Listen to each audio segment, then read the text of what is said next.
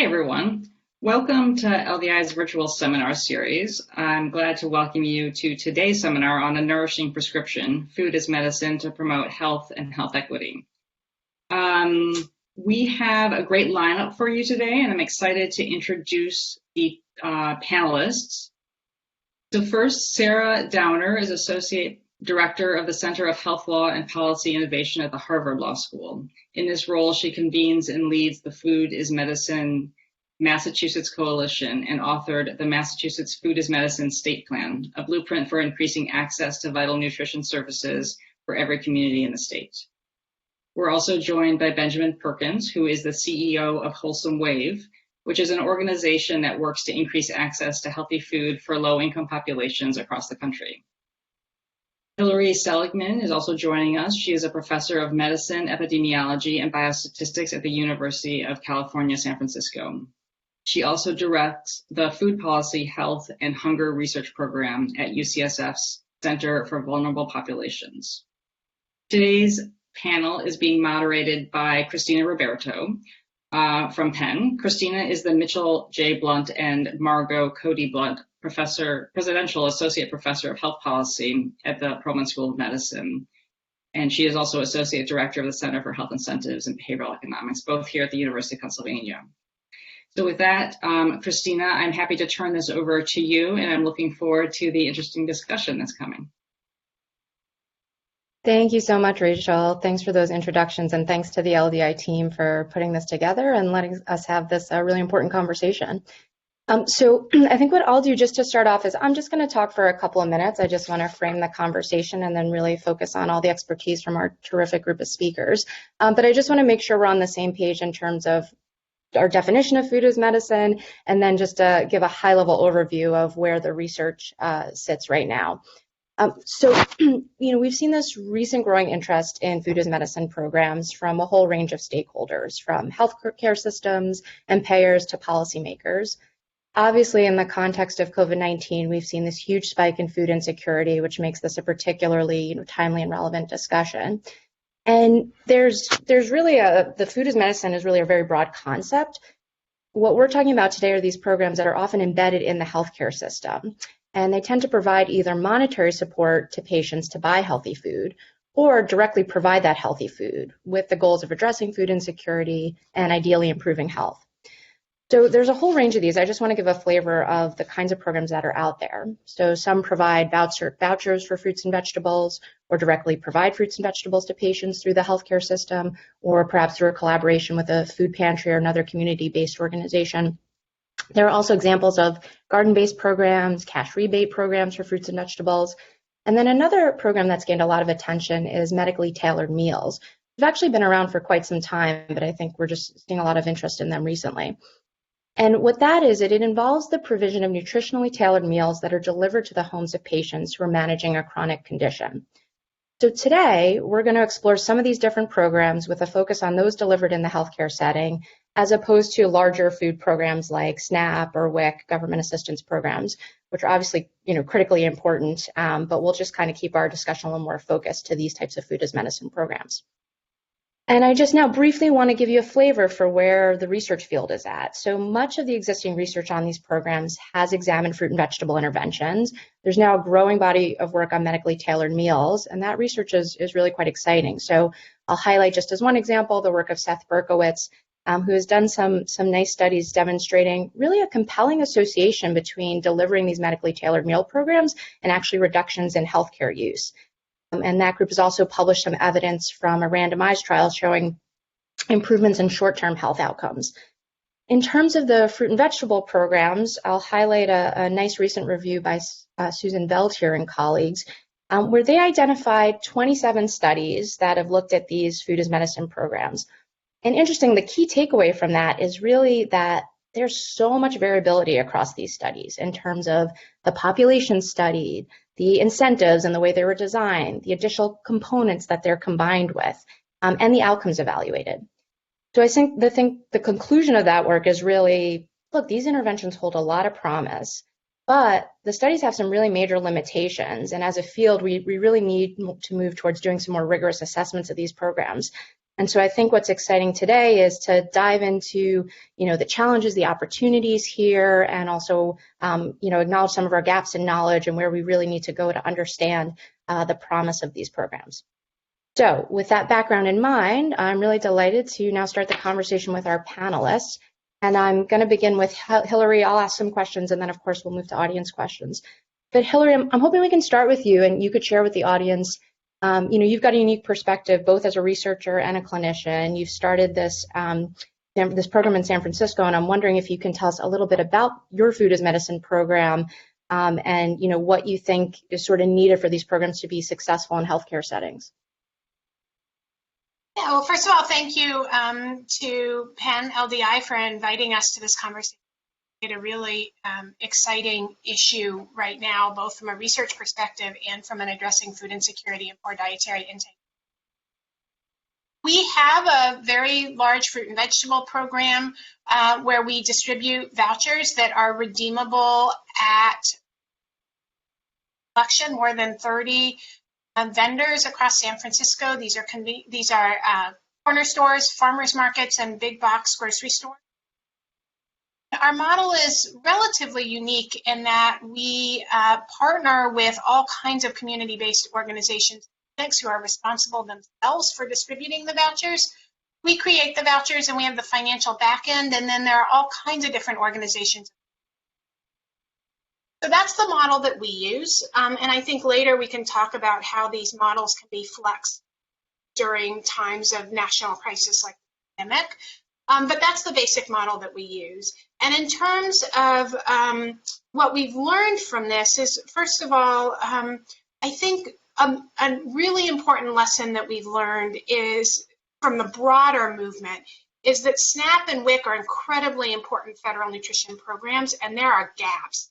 And it's really important, I think, that local municipalities and states and regions have the capacity to try to fill those gaps. And I think voucher programs and medically tailored meal programs and food pharmacies and all of these other locally developed programs have a lot of flexibility and can be used to. And so if I just briefly answer your direct question about what do we need to make these programs successful, I think about this in 3 buckets that I think are often inadequate in food as medicine intervention: adequate duration, adequate dose, and stigma and usability. And I think that these are often inadequate because we have a very disjointed way of funding food as medicine interventions that often rely on grants, often are poorly sustainable, but they have enormous promise if we can fix that problem. And so I think in terms of adequate duration, they have to be long enough to make a difference in food security and dietary intake, because we know things will have positive health outcomes in the long term if we can improve food security and dietary intake. In terms of adequate dose, we know that these programs, food brought into the household feeds everybody in the household, so it has to be enough to feed everybody in the household or else it gets distributed, and the dose just sometimes becomes inadequate to make a difference. And then finally, we traditionally, when we bring things into the healthcare sector, we design them in a way that they are optimal for our providers and our system and not for the people who actually use them. And it's really important in creating these programs that we maintain our focus supporting the people who use them. That's great. Thanks, Hillary. It's really helpful to have those sort of 3 specific actions to keep in mind. So building on that, Sarah, can we turn to you, and can you share your vision? You've got this interesting legal perspective on this, but kind of your vision for scaling up food as medicine, integrating it with the healthcare system. Maybe you can also touch on some of the components you think are needed for success. Sure. And so at our center, we really look at how we can use law and policy to change the way that the healthcare system works. And the overarching vision, I think, of food as medicine is that we really want good quality, nutritious food for all, and we want to leverage all of the capacities that the healthcare system has to do that, to get us closer to that goal. We know that it won't get us all the way there, but when we don't utilize the healthcare system in the way that we could, in this country, we really make a disproportionate spend on our healthcare system as opposed to our social safety net system.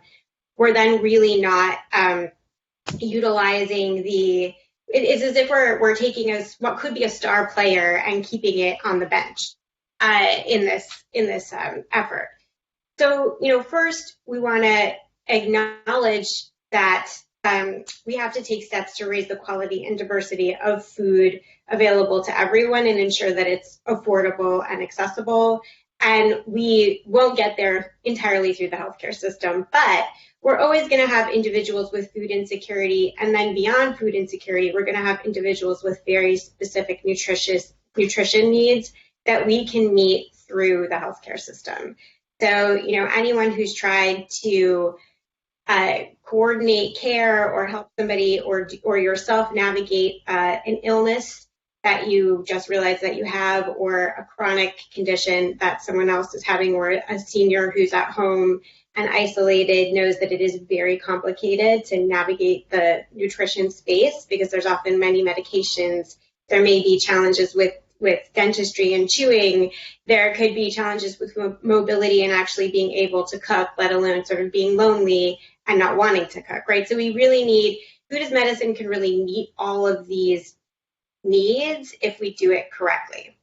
And to get us there, we really need to have sustainable funding within the healthcare system. So these services have to be paid for in the healthcare system in a sustainable way, which often means reimbursement, so coverage as a benefit. And then we also need the capacity building, right? So we need there to be organizations and companies and businesses that can actually provide the services that will go along a spectrum of need, right? So not everyone's going to need a medically tailored meal. Some people are maybe going to need some help temporarily with a meal kit or things like that. We need to be able to meet the needs of the folks who are coming into the clinic as they're identified and sort of manifesting in that space. And then we really need some very knowledgeable providers across the spectrum of who someone's going to encounter in the healthcare system. So that's from the physician through all the other sort of clinicians and allied professionals to the folks at the front desk, right? They all need to kind of know how they're going to identify someone who has a nutrition need and then how they're going to respond to that. And they have to have easy, seamless ways of being able to do that. But I think Hillary's point about, we often design things that are convenient for the provider, not for the patient, not for the folks who are going to use it. We actually really need to put that at the center, but make sure that it is as seamless as possible for the provider to get the patient to that service in the community or however they're going to use it. So, we really need to think about money. We need to think about capacity building for the healthcare space and the community-based space that's going to be providing these services and having them work together. And then that nutrition education and increased access to nutrition professionals within the healthcare system to ensure that we're providing the appropriate response. That's great. Thank you, Sarah. And I've got a bunch of follow-ups that we'll come back to, but I want to ask Ben a question first. So Ben, you have this kind of big picture view. You've thought a lot about structural issues that promote, unhealthy habits broadly and unhealthy eating habits. So there's a big why question here. Can you talk a little bit from your perspective of why food insecurity concentrated in low-income populations within that inequity and how it's distributed across race, ethnicity? Can you speak to those broader structures? And related, do you think food as medicine is prepared to tackle some of those broader forces? That's a great question, and glad I'm here. The question of why I think is central because in order to do justice to the issue, we have to ask that question. We have to do the genealogy, if you will.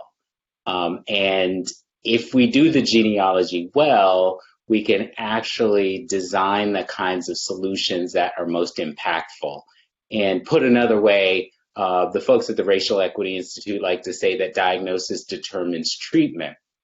And also, given that we don't have infinite resources, we need to be thoughtful and skilled so that we get the diagnosis right and have the most impact. One of the things I would say is that nutrition security does not exist in a vacuum, and it's the result of numerous forces. I like to say it's a verb, not a noun. Individuals, communities are situated in environments that are a result of policies and practices that have made it really difficult to access affordable, nutritious food. Discrimination in housing, education, employment, redlining, all of those things are part and parcel of how we get the downstream impact or effect of nutrition insecurity. And I think one of the things that's exciting right now is people are really, there's a critical consciousness now that's paying attention to what public health researchers like Dr. David Williams and Dr. Kamra Jones have been saying forever, it seems like, which is looking at, for instance, racism as a structural public health threat and crisis. And of course, I think it was last week or week before last, Dr. Walensky, who heads up the CDC now, talked about racism as a public health threat. So there's a critical consciousness that's being raised now in terms of framing the nature and the scope of the problem. I will say, to answer your other question, food as medicine obviously can play a critical role. It is necessary, but I would also argue that it's not sufficient, because what we need to do is we need to think about the other social determinants of health, work in an interconnected, holistic way in order to develop those holistic, sustainable, impactful solutions.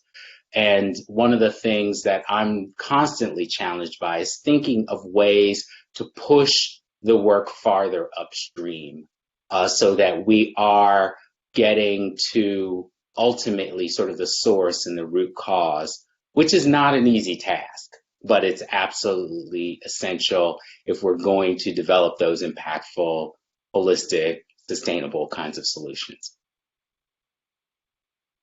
Thank you, Ben. Really appreciate your perspective on just, how important it is to understand the why. And jumping off of that, I'm coming back to something you said, Hillary, which was your third point around stigma. And I'm curious, perhaps everyone could weigh in on this. That's a really important concept in these programs, right? How you're designing them. It relates to Ben's issue of, engaging the community. Sarah, you were saying you've got to understand what's going to work for people, not what's going to work for the providers only. And so could you all speak a little bit about how, on the healthcare side, you need to be thinking about stigma in this concept and, being sensitive to these types of issues? What needs to be on people's mind when designing these programs with respect to stigma? Let me start with the system that people are sent out to. So let's think about what a patient experiences when they come into the clinical. We've gotten really good at screening for people for food insecurity, for example, in the clinical, and being able to identify that there is a social need that the health system or the broader public health system or our broader social system could help address. What we're very poor at is, after we identify that person, helping to find them the right supports. And why is it so difficult to find them the right supports? It's because the system that we're sending them out into in their broader community is very complicated, has limited hours of operation, is often rooted in practices that are stigmatizing. There are dozens and dozens, if not hundreds, of papers that document the ways in which our federal nutrition programs like SNAP and WIC are stigmatizing to the people who are using it. And so really what we need to do is we need to start from the ground up in designing programs that work for our patients. And I will say one other thing about this, which is in a pantry program, you can, of course, very easily recognize where issues of stigma and power come into play in a pantry situation. For a voucher program, it's at the checkout line.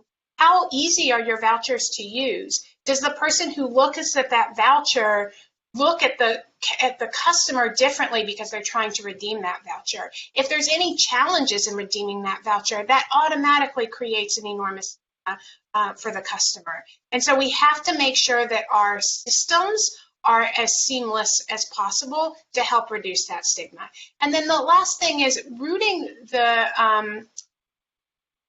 these issues in the healthcare system as medicine tends to communicate a less stigmatizing flavor or voice to them, that we're not telling people what to eat and how to eat, but we are simply communicating to people that as your healthcare provider, we see the intake of healthy foods as important for your health as the intake of medication. And that can be a less stigmatizing message. Just want to see, Sarah, you want to add on? Yeah, I'd love to add on there. I think that, when we're thinking about, especially when we're thinking about working these kinds of interventions and programs into policy, it's always a risk that we're going to, put policies into place that require things that then people can't utilize as easily, right? And the healthcare system has a big fear of things like cash transfers or things that look like cash out in the community and doesn't like to utilize those things. We need to get ourselves to a place where we're a little bit more comfortable with things like that, right? I think that, there are things that are happening right now, policy changes that are going to change the way that people can access food as a baseline measure. So I'm thinking of things like the child tax credit that was just passed by Congress and really kind of raising the amount of resources that people have at their disposal as the baseline, and then the healthcare system can really build on top of that to have some of the other interventions that we need that are a little bit more specialized as well, so that people do not feel stigmatized, right? They have a little bit more resources, they have autonomy and choices that they can make, and that's important, and I think we should always start from a place of autonomy. Then I think when we're thinking about the types of food that are available within those interventions, are we being too prescriptive about the types of food? So here I'm thinking about the things like, I love the WIC program, but it has taken such a long time for the sort of types of food that program offers to shift over time to be a little bit more culturally appropriate to some of the communities in the country. Right? It used to be sort of a very narrow package of food, so we need to be careful there. And we also need to be careful about the ways that we're designing programs and interventions that are going to require burdens that we might not intend to fall on people within households. Like I'm thinking here of women or whoever's doing the most caretaking in the household. If we're putting together interventions that are going to require a lot of engagement, a lot of cooking, right? Like we're asking certain people in the household to take on a lot of responsibility to sort of execute that program or that intervention. And so we just need to be really mindful there of where certain kinds of programs and interventions might be more or less appropriate, and really leave some flexibility and choice up to the patient in the kinds of services they want to receive and how those services come to them as well. Thank you, Sarah. That's very interesting points. Ben, I want to come back to you because I think the audience would be really keen to hear about the work at Wholesome Wave. Y'all have been a leader in this area. What are you doing in this space? What does your model look like? Well, actually, I was really excited by the last question, and in some ways, this is you've teed me up perfectly. One of the things that most recently we've begun to think about and frame is the question you posed about thinking about how do we do this work in a way that is more impactful and addresses some of the challenges that you talked about specifically as it relates to dignity and or addressing stigma. And so one of the things that we've done recently is I've sort of coined this new term that we use, new phrase we use, a concept called the FED principle. I love a good acronym. So, and we're an organization that's working in the nutrition security space. So FED is inspired as far as I'm concerned. But the idea is F is for fidelity. The notion that what we do it's not simply just about meeting communities where they are, but it's also about listening to the communities and using what we hear to inform the programs so that, in fact, we've actually been faithful to the community by incorporating its voice. And ultimately, the result should be, we hope, more impactful programs. Equity, of course, reducing access, improving access, reducing barriers. And dignity, which goes back to the very founding of the organization, the idea that nutritious food is really a human right. And importantly, the way that shows up is that folks should have choice, so that it's not simply about just giving them any kind of food, but food that is meaningful, culturally appropriate, and of course, nutritious, in our case, healthy fruits and vegetables. So that becomes our way of inquiring, I call it a method of inquiry, measurement, and ethical accountability, because that's essential, so that moving forward, anything we do in terms of produce prescription programming, we're constantly asking ourselves, how do we meet those benchmarks? How are we actually doing fidelity, equity, and dignity, and all that we do? And also interrogating ourselves to make sure that we're walking the talk as an organization. So that's one thing. The other thing that's really exciting is we were the founders of the National Produce Prescription Collaborative, which is a collaborative of investigators and organizations that are doing the work of produce prescription. And the purview or the mission of the Produce Prescription Collaborative is really to work to get produce prescription embedded in policy. And so a lot of our work is around that, and we've been the backbone organization of that entity since its founding. Fantastic. I love that Fed principle. Thank you for laying that out. So we've got some great questions coming in from the audience. Let me turn to one of those now. It's a big thing on people's minds are costs and funding. And Sarah, maybe we'll have you start with this one. But, someone says, well, it seems like you need screening, you have assessment, interventions. It's a lot of resources. So how do we pay for this? What model is in place to help people think about doing that?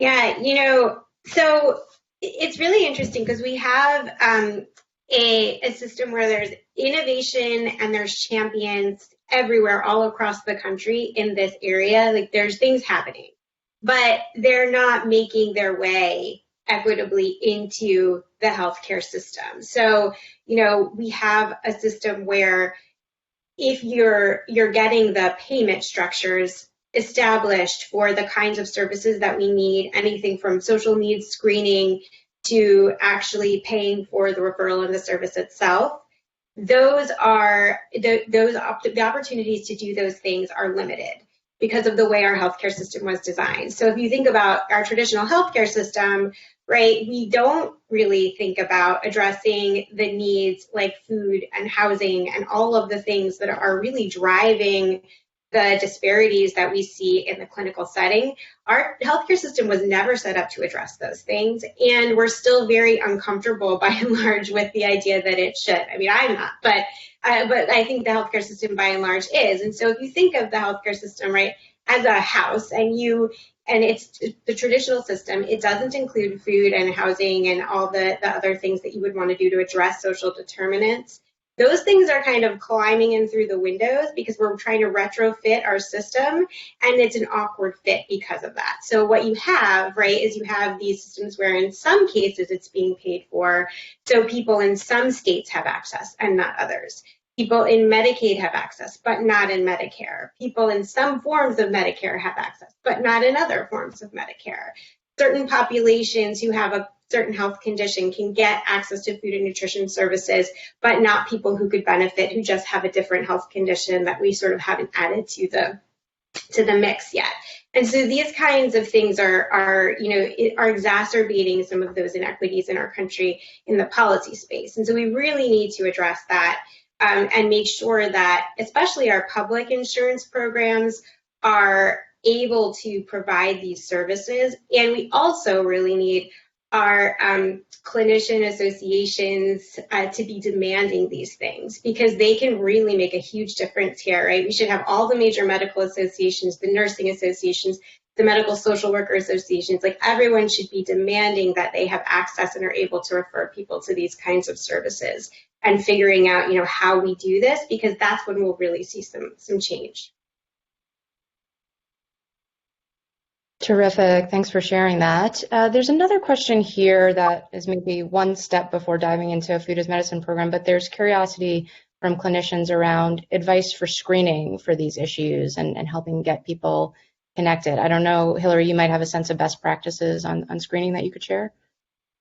Yeah, the clinical screening tool that's most widely used now is called the Hunger Vital Sign, and you can do an internet search for the Hunger Vital Sign. It's a 2-item question that asks about people worrying about money running out for food and food running out.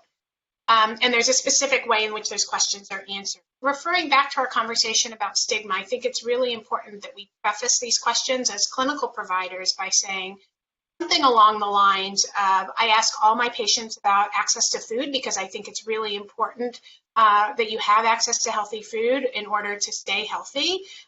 Many community resources are free, and we use these questions to try to help you find resources if you need them. That way we are destigmatizing the questions and communicating to people that we're asking in order to help people find resources if we need them, and not in order to call them out, to blame them for not having access to the things they need to stay healthy, or in the worst case scenario, to identify households where the children are neglected, which is a common fear among parents, that if they reveal that there isn't enough food in the household, that their children will be taken away because of neglect. That is a very real fear, and so I think it's very important that we learn to ask the questions in a very Thanks, Hillary. Yeah, very important point to highlight. I want to ask, this question will actually be for each of the panelists. I'd love each of you to respond. It's reflecting on the pandemic, which of course has brought enormous challenges, I'm sure, to all the work that you do, but also I'm sure there's been a lot of learnings. And I'm curious if you can talk a little bit about how the pandemic has affected various food as medicine programs, and what you think you might carry forward that might have been some new insights or some kind of promising ways to do this differently. And maybe Ben, we'll start with you. Sure. I think, one of the things that we have learned, and interestingly enough, the whole FED principle, I think, came out of the experience of the pandemic in terms of thinking about ways to get food to people, to vulnerable communities. And one of the things we learned, we have a couple of different fulfillment options. And I think we went into it originally thinking that one fulfillment option, like an app, would be the one that would be overwhelmingly utilized. And actually what we found out was just the opposite, that folks still wanted gift cards. And as we dug a little deeper and working with the CBOs, the community-based organizations, one of the things we heard was there were concerns, either access to technology or fears about technology, given some of the populations being undocumented and those sorts of things. So one of the things we learned was that we need a variety of options for our populations, that we cannot assume that it's one technological solution fits all. Great, really interesting insight. Hillary, what about you? Yeah, well, first, I want to just make sure that we make the point that in a food insecure household, healthy foods, because they cost more calorie, are considered luxury items. And this is very common, and I think not even controversial at this point in time, that that fruits and vegetables, whole grains, high quality lean meats, these are considered luxury items. When the pandemic hit, one of the first things that economic instability and fear and the threat of an income shock does to people is make them pull back on luxury items.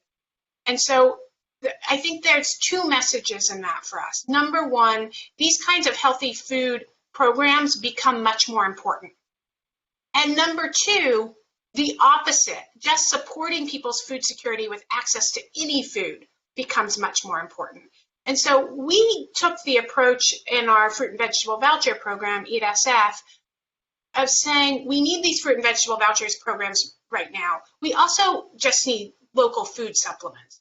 And so one of the things that local, small, very flexible and nimble organizations do is we rapidly developed a parallel program for grocery vouchers that operated in the same way at our same vendors and have been able to distribute hundreds of thousands of dollars worth of vouchers pandemic hit in supporting people's general food needs as well.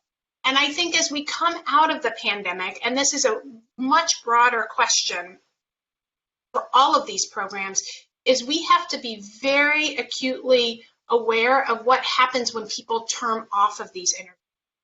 None of these food as medicine interventions last for very long. And that can be really challenging. What happens to people's dietary intake and food security when we pull those resources away? And are there strategies we can use to do it better so that they don't create a shock within the household that causes people to have to fall back on old habits? Right, great, very interesting point. Thank you, Hillary. Sarah, what about you? So we saw a couple of things happen at the very beginning of the pandemic. One was that there was senior congregate meal centers in some cities just closed with sort of no plan for what they were going to do with the folks that sort of came to those congregate meal sites to eat. We also saw home health aides and sort of the ability of home health aides to enter the home safely be very, very much disrupted. And then we also saw cities, especially in the cities, some of the folks that we talked to, they were absolutely shocked by the number of calls that they were getting about having absolutely no food in the house in the first, weeks of that to months of that shutdown. So what we saw from our vantage point in the policy space was that the organizations that had very established healthcare partnerships where they already sort of understood how to share information with their with a healthcare provider, right? So the healthcare provider could safely send them data about patients who were lacking food at home or had that sort of congregate meal site or home health aid disrupted. Or older children were maybe coming to cook for folks or help them with groceries, and we're not doing that anymore. So we had a huge spike and acuity of need in the very beginning of the pandemic, that if we had a healthcare partnership in place with a community-based organization, the healthcare, either the health insurance plan or the FQHC or whatever the primary care provider was, could quickly sort of send information about those people who were food insecure or whose services had been disrupted to that community-based organization. And then because they had a contract to provide services, it was easier for that community-based organization to ramp up services to meet that need for new populations because they knew that they would be paid for that. They didn't have to sort of wait for the CARES Act money to get to the city and then the city to figure out what it was going to do with it and who was going to get some of that CARES Act money to fund what, right? And so there was a very vulnerable population of folks who were homebound and they were not able to go out to food banks. They were not able to do those things that really needed support in those early days. And those healthcare partnerships being established were absolutely critical to being able to ramp up to meet that need. So there is something to be said there for, if we're going to be resilient and be able to respond to things like that in the future, the capacity building among community partners to be able to sort of handle data and, to know that they're going to be paid for the services that they're able to sort of ramp up and provide is hugely critical and important. And so we really have to remember those early days of the pandemic to understand the critical and vital importance of that. In addition to all of the other things about program flexibility that we want to take forward with us, we need to understand that infrastructure was critically important during that time. Great, thanks for that, Sarah. So I just want to turn to some more audience questions here. So someone is wondering, are food as medicine programs something you can easily implement into accountable care organizations? And are there specific barriers to those programs within those structures?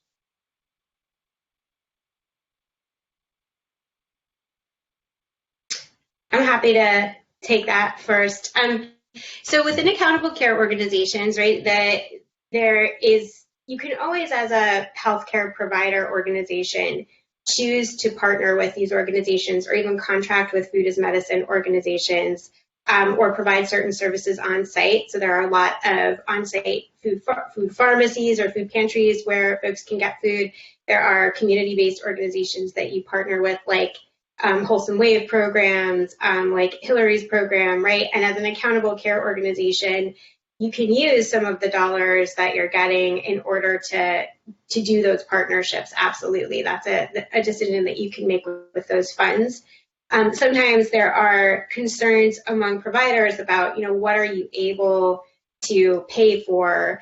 What kinds of food are you able to pay for without running afoul of any laws or policies that would try to prevent healthcare from providing a lot of free services to folks that might induce them to overuse healthcare services. But there are a lot of strategies and ways to think about that, and our center and organization is really thinking that through, and we're happy to sort of talk to different ACOs or healthcare providers to walk through what some of those pathways are to being able to provide those services. Just add one thing to that, which is that in general, insurers and payers are really good about adopting benefits for things that have a short-term return on investment. And it's more challenging to generate long-term funding from an insurer or a payer when the return on investment takes years or even decades. And the further upstream we move, the more challenging it is to make this case. It's been quite straightforward to take the frailest, oldest, most complex medically population of patients and show that these interventions make a difference. What we lose in that model is the really critical importance of intervening before people develop chronic disease or even in childhood. And I want to just really call out that we are never going to have really robust data indicating that a specific intervention prevents the development of, let's say, diabetes or cardiovascular disease 50 years later. And yet that is the time we need to intervene in children in order to make sure that children develop a palate for healthy foods, that they develop habits around eating healthy foods. And so one of the challenges in the whole food as medicine movement is to be able to move these interventions towards prevention where the return on investment is not going to be seen for a long, long time. And that makes the financial issues really complicated and makes me shy away from conversation about the return on investment being necessary to fund these programs, because that pushes these programs towards towards people who've already developed chronic disease, who of course are deserving of these interventions, but we can't let food as medicine only be for people who are already very ill. Great. So, yeah, I mean, there's so many important points there, and I'm just thinking as we're winding down time, one thing that I'd love to ask all of you to weigh in on is, I was talking about how we don't have a ton of research on how best to design these programs, but you all have thought a lot about it. And Hillary, you made these points around duration, dose. Could you share some of your thoughts on, what a kind of ideal program right now might look like? Fruits and vegetables directly to people, cash payments, what does the incentive look like, how long? Any thoughts on that would be helpful. Yeah, and I'll respond to another comment in the Q&A box when we do this around redemptions. There is good data to suggest that there are certain features that help redemption rates, and I use redemption rates as a proxy for how client-centered, how usable, how non-stigmatizing are your vouchers. One of those things is having them available for redemption in a broad number of places.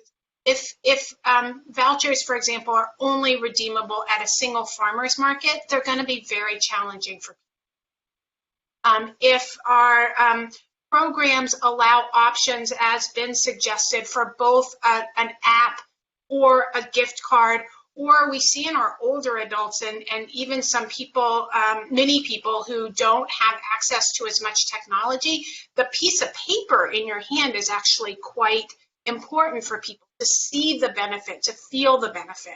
And so even the gift card sometimes can be problematic. So figuring out what works for the specific population, and this will be different in different communities. So one of the beauties of the local nature of many food as medicine is that they are hyper-local and they can respond to different community needs in different neighborhoods.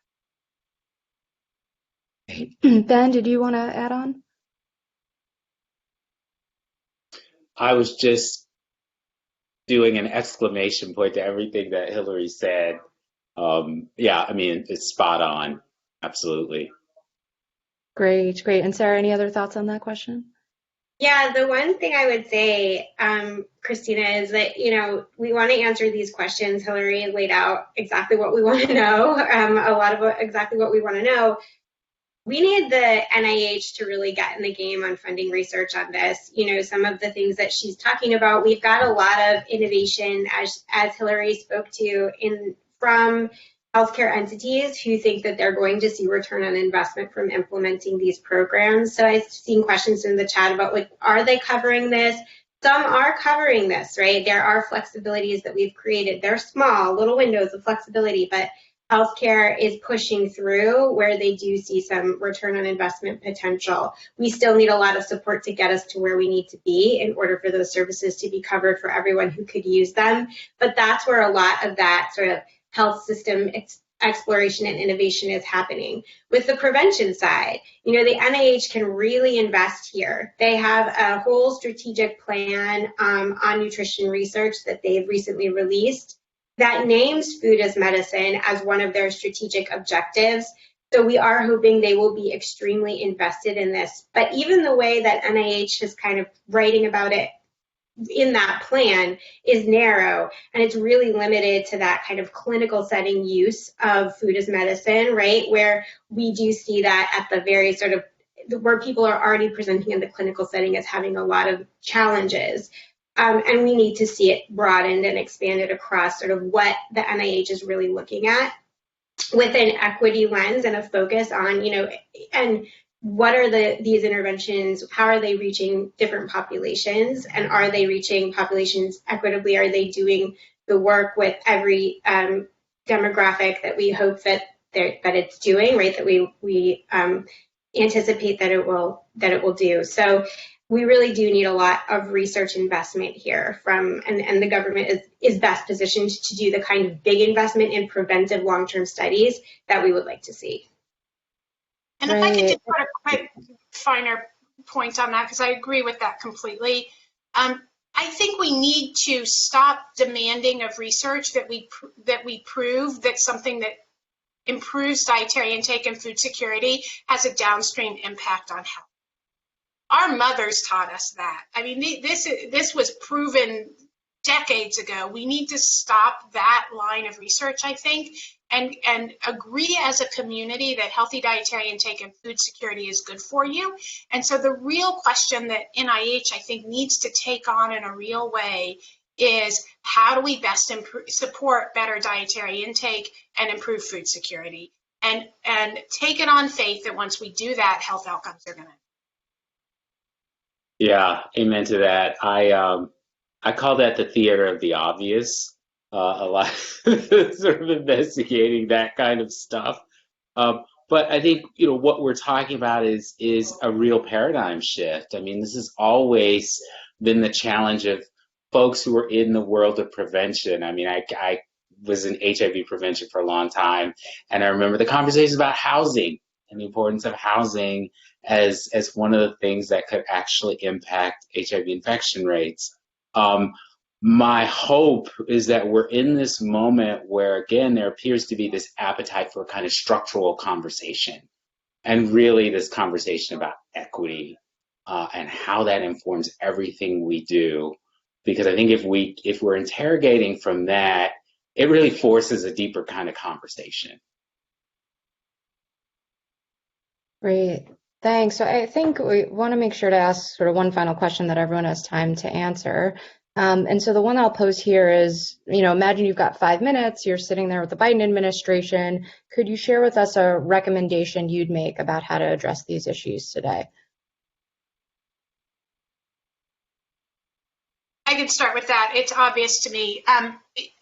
The reason we need all of these programs is because SNAP benefits are too low, they don't reach enough people, and it's stigmatizing enough that some people don't enroll even though they get benefits. In my mind, we know that SNAP, the Supplemental Nutrition Assistance Program, formerly food stamps, improves dietary intake and supports food security, and it has an enormous infrastructure in place all over the country that gets us more than halfway there. We can keep improving that program in a way that would encompass most people in the United States and solve most of these problems if we had the political will to. Otherwise, it's just Band-Aids. Right. Thanks, Hillary. Ben, what about you? Again, echo what Hillary said. The other piece, I guess I think a lot about is I would encourage the Biden administration to double down on the structural framing of the problem. I recall the night that the election results became official and Biden and Harris both talked explicitly about structural racism. And so doubling down on that structural understanding is so critical because ultimately I think everything flows from there. If we understand the structural nature and start designing, having interventions that take that seriously, then the downstream, and I'm mixing metaphors here, the downstream impacts, hopefully we have a kind of virtuous cycle as opposed to the vicious cycle that all too often we're very much aware of. Right. And Sarah, what about you? I would try to convince the Biden administration that maybe one of the ways we could address what Hillary said and what Ben said is to have something like a national food strategy, right? We have the nutrition policy in this country is spread out across so many agencies. They don't really work together. They don't do coordinated work, but there's a ton of money in the nutrition space and that are creating a lot of those inequities that we see. And that are perpetuating the structural racism of those institutions, right, are being perpetuated by the fact that we don't work together, we don't consider them in an interdisciplinary way.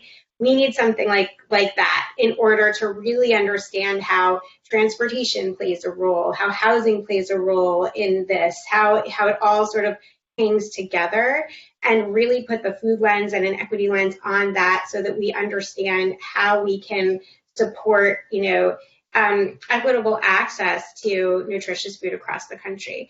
And then the second point, because we would have 5 minutes, so I'd start there. But then I would say, we really need to put the healthcare system in the game in a real way. So, I described healthcare as a house, and the structural interventions like food and housing are getting in through the windows. We really need to open the door and really put some thought into how these programs and systems are going to work within the healthcare system, how providers and clinicians are going to encounter them, how patients will encounter them. But when you open the door, and it's coming in the right way, then we really have to do that work and that thought. And I think we need to do that as a country. So I would say to take the steps to do that. Wonderful. Well, thank you so much. I'm going to wrap us up a minute and then we'll have Rachel close out. But I really want to thank you. Such thoughtful, obviously extremely well-informed perspectives, touched on so many interesting issues around paying for these programs, designing these programs, best practices, equity, structural forces, really gave us just a ton to think about. So, thank you. It's really been a delight. And Rachel, I'll turn it over to you to close us out. Great. I will just echo Christina's thank you to all of you. It was a terrific conversation, and I certainly learned a lot, as I think we all did. It certainly has highlighted the importance of food as a solution to many of the ongoing problems and the conversations we're having in this country, including how to improve population health, how to address structural racism. To borrow the words from Ben Perkins, I hope that this leads to a virtuous cycle instead of a vicious cycle. So thank you all for joining us. Christina, thank you for moderating. I hope everyone will join us again next week when we have another virtual conversation. Next week it will be with Stacy Ducetsina talking about whether we can lower drug prices during a pandemic. Hope to see you then. Thanks, everyone.